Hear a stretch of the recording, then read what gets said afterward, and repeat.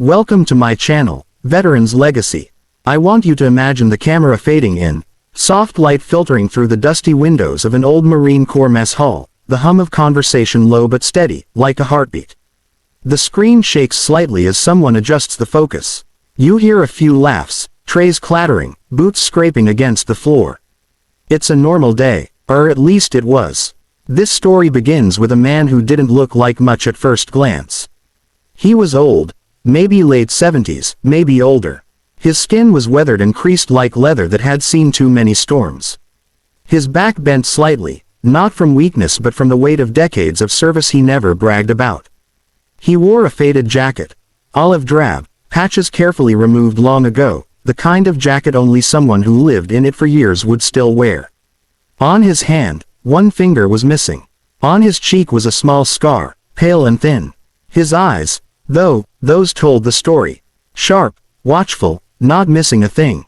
He moved slowly through the line, picking up a tray, nodding politely to those who nodded to him. A couple Marines whispered to each other, trying to decide who he was. A few offered him their spot in line, but he refused with a smile. "I've waited in worse lines," he chuckled, voice low but warm. Across the hall sat a group of young SEALs, fresh into the world, shoulders broad, laughter loud, filled with the unbreakable energy only youth and confidence can create. They were joking about past missions, comparing scars, the usual bravado. One of them, bigger than the rest, with a grin too sharp to stay out of trouble, noticed the old man alone at a table near the corner. "Who's the grandpa?" he joked, nudging his buddy. "No idea," the buddy replied. "Maybe a retired admin guy. Logistics or something." The first SEAL raised an eyebrow. "Nah, look at his hands. That guy's seen things." Another chimed in, "Bet he's one of those old cooks who thinks he was special forces." They laughed. Not cruelly, just the careless laughter of men who have not yet learned that greatness often walks quietly. The old man simply ate his food in silence. When the SEALs finished their meals, the big one stretched, cracked his knuckles, and said, "I'm gonna ask him. Let's see what his story is." His friend snickered, but curiosity flickered between them. The SEAL approached the old veteran's table, pulling up a chair without waiting for permission. "Hey there, sir," he said with a friendly smirk. "Mind if I sit?" The old man looked up, offered a polite nod. "Sure, have a seat." The SEAL crossed his arms, leaning back like he owned the place. "So, we were wondering, what rank were you, old-timer?" The room didn't go silent at first, but a few ears perked up. The old man chewed thoughtfully, swallowed, dabbed his mouth with a napkin. "My rank," he repeated, as if he had to think about it. Been a long time." The SEAL grinned, expecting a joke. "Come on, you must remember. Corporal, Staff Sergeant." The old man shook his head slowly. "No, not exactly." "Well," the SEAL chuckled, "you don't have to be shy. We're all brothers in arms, right?" At that phrase, "brothers in arms," something shifted in the old man's expression. Not anger, not irritation, just a deep, nostalgic sadness mixed with respect. He leaned back, eyes drifting to a point far beyond the mess hall, far beyond the present. "Young man," he said quietly, "I served in Vietnam, 1965 to 1970. Long time ago." The SEAL nodded politely, perhaps slightly impressed. "Okay, Vietnam. Respect. But what rank?" The old man placed his fork down, clasping his hands. "I didn't hold rank the way you think," he said. "My unit, most of them died within 6 months. We weren't the kind of group that lived long enough to worry about promotions." A stillness spread around the tables nearby. Conversation softened. "But," he continued, "I suppose if you need something to call me." He paused, then looked the SEAL straight in the eye. "You can call me team leader of MACV-SOG, Recon Team Phantom." The words left his mouth calmly, but their effect dropped like a grenade. Forks paused mid-air. Chairs stopped squeaking. Even the air seemed to hold its breath. The SEAL's grin faded instantly. MACV-SOG. Even younger operators knew the name. The unit so covert, so dangerous, so classified that most of their missions were unknown even to other soldiers.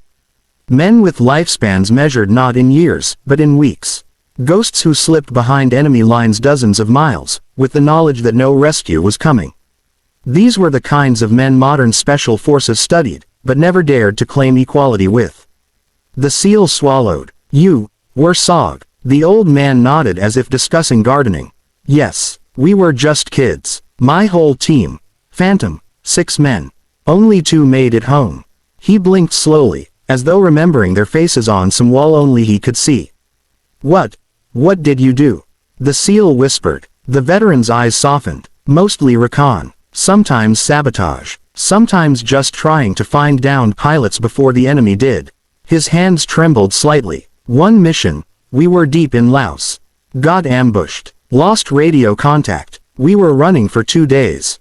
My second in command, Jimmy, got hit. I tried to carry him. His jaw clenched. But he told me to leave him. Said he didn't want to slow me down. Said it like he was asking for another cup of coffee. He looked down at his hands. I disobeyed. Carried him until my legs gave out. But he didn't make it. I carried him for nothing. The mess hall was silent now. Even the kitchen staff froze in the doorway, listening. The SEAL's voice cracked. Sir, I didn't mean to disrespect. No disrespect taken, the old man interrupted gently. You didn't know. And besides, a faint smile touched his lips. The young always ask questions. It's how you learn. The big SEAL wiped at his eyes before anyone could notice. But someone did notice. A Marine Lance Corporal stood up from his table, heels clicking together instinctively. Sir, he said, voice firm but emotional, thank you for your service. Then another Marine stood, then a sailor, then a soldier, then all of them. Across the hall, men and women in uniform rose one by one, quietly, respectfully, forming a silent tribute. Not because of rank, not because of medals, but because of the weight the old man carried, and because he still carried it alone. The old man looked around, surprised.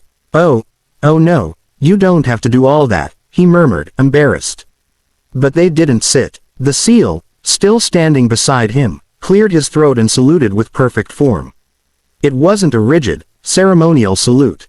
It was personal, a salute from one warrior to another who walked through a darker valley than he himself could ever imagine. The old man blinked rapidly, eyes glistening. Thank you, he whispered. But please, I'm just a man who tried to bring his boys home. The SEAL lowered his hand.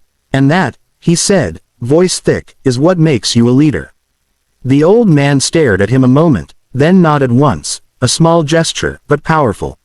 The room stayed silent until he slowly stood up. The SEAL moved to help him, but the veteran gently waved him off. I can manage, he said softly. He took his tray, walked it to the drop-off window, and turned toward the exit. Before he stepped outside, he paused and looked back, taking in the young faces watching him with respect he had never asked for. Young men, he said, voice steady but heavy with memory, take care of each other. That's all that ever matters.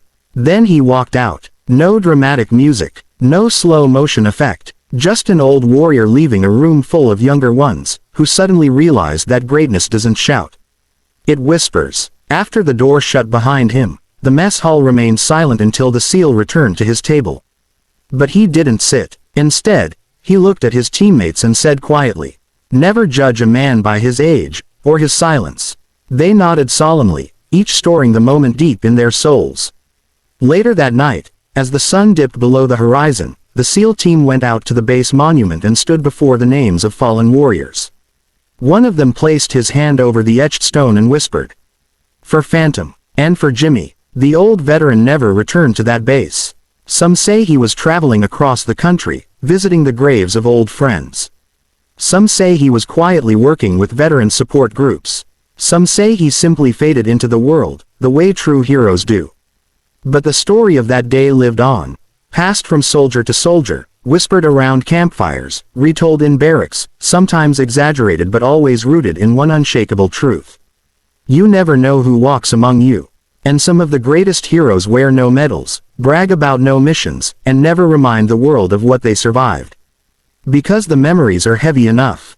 If this story moved you, if it reminded you of the sacrifices made by those who came before us, then help keep their legacy alive.